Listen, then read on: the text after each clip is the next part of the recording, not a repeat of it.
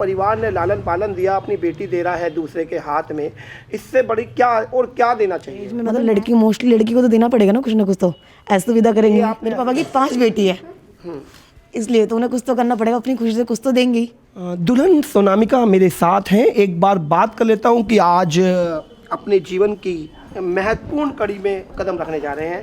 सबसे पहले तो कैसा लग रहा है? बहुत अच्छा लग रहा है मेरे को, क्योंकि काफ़ी टाइम से मतलब शादी होने वाली थी, मतलब कभी ना कभी किसी ना किसी वजह से रुक जाती। मतलब यहाँ पे जब से रिश्ता आया तो मतलब मोस्टली फाइनली शादी हो गई है। तो माता रानी की भी कृपा है और इन्होंने करवाई तो मोस्टली इनकी भी कृपा, इनकी वजह से हो गई शादी। पैसे की भी दिक्कत थी और फैमिली के चक्कर में का जो आपने अभी बताया कि पहले कई बार हुआ, पहले किसी न किसी वजह से रुकी जाती। वजह क्या रही है? पहले पैसे की थी, फिर फैमिली की वजह थी, फिर ये कोरोना टाइम आ गया, लॉकडाउन लगे, इस वजह से। बट यहाँ क्या करते हैं आपके पापा? कारपेंटर है मेरे, इसलिए तो उनकी इतनी इनकम है नहीं जो मोस्टली इतना कोरोना टाइम में इतनी अच्छी तरह कर पाए। तो अधिकतर जब भी रिश्ते आए तो कहीं ना कहीं रिश्ता किसी ना किसी चीज़ की मांग थी। मांग नहीं थी, रिश्ता एक ही था, बट ये थी क्या कहते हैं, कभी पैसे की दिक्कत थी, फिर ये कोरोना दिक्कत का मतलब शादी करने में या दहेज में? दहेज में मतलब लड़की मोस्टली लड़की को तो देना पड़ेगा ना कुछ तो, ऐसे तो विदा करेंगे। आपने ऐसी मानसिकता कैसे बनाई कि कुछ ना कुछ तो देना ही पड़ेगा? मोस्टली वो लड़की को ना दे बट अपनी बेटी को तो कुछ देंगे ही। लड़के को नहीं देंगे मगर बेटी को तो देंगे ना, कि उसके लिए लड़की के लिए कुछ होना चाहिए। इस बात के लिए मैं आपसे पूछूं तो क्या कहेंगे कि जैसे कि आपने खुद कहा कि कुछ ना कुछ तो देना पड़ेगा, बेटे को दे ना दे, लड़की को तो देना पड़ेगा। ये जो मानसिकता है, क्या परिवार ने लालन पालन दिया, अपनी बेटी दे रहा है दूसरे के हाथ में, इससे बड़ी क्या और क्या देना चाहिए? मतलब नेक्स्ट जो अगला इंसान आ गया उसके बजट के हिसाब से करेंगे। जो अगला इंसान है वो भी खुद काम कर रहा है, उसका इतना बजट नहीं है, मतलब जब लड़की जाएगी तो उसके हिसाब से देना पड़ेगा ना उसे, कि भाई वहाँ पे हमारी लड़की जाए प्रॉपरली वहाँ पे रह सके। जैसे कि मैं आपकी बिल्कुल साफ तौर में मानसिकता देख रहा हूँ कि देना पड़ेगा। और तो आने वाले समय में हमने अपने बच्चे आप होंगे तो क्या बेटी होगी तो उसकी भी यही मानसिकता बनेगी कि हाँ भाई देना ही पड़ेगा। क्या बेटी को हमने IAS IPS बना दिया तो फिर इससे ज़्यादा देना क्या रह गया कि देना ही पड़ेगा? नहीं, उसको तो इस काबिल बनाएंगे ना कि उसे देना ना पड़े। तो अब जैसे कि आप अपने आप को काबिल कुछ कम मान रहे हैं? नहीं, उतना काबिल नहीं, बट मैं इतना जानती हूँ। देखो मैं कहीं भी जाऊँगी, अब ये भी अपने यहाँ पे रहते हैं, दिल्ली में काम करते हैं, अब मैं भी जाऊँगी तो मेरे पास इतना तो होना चाहिए ना कि वहाँ पे स्टार्टिंग मैं करूँ, रह सकूँ। अब मैं जब वहाँ पे जाऊँ मेरे पास कुछ वहाँ पे हो ही ना रहने के लिए तो मोस्टली जाके क्या फ़ायदा। पति हैं आपके? पति हैं तो वो तो इतना नहीं कमाते हैं, मोस्टली इतना कमा पाएंगे जो मैं महीने भर कमा कर पाऊँ।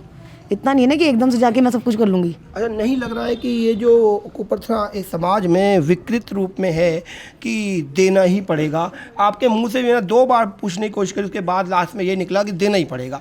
तो ये कैसे खत्म हो सकती है? ये वर्ड नहीं है मेरे अंदर कि दहेज देना पड़ेगा। मेरे अंदर ये वर्ड है कि ना, जैसे लड़की को अब आप भी कभी अपनी लड़की की शादी करोगे तो मोस्टली अपनी तरफ से खुशी से दोगे ना। मैं अपनी बताऊं, यदि मेरी बात करें तो मेरी एक बेटी मेरी भी है, और यदि बात आती है कि मेरी खुशी से मैं चाहे कुछ भी करूं, यदि बात पड़ेगा पे आएगी तो शायद मैं स्वीकार नहीं करूंगा। तो आपकी एक बेटी है ना, मेरे पापा की 5 बेटी है, इसलिए तो उन्हें कुछ तो करना पड़ेगा, अपनी खुशी से कुछ तो देंगे ही।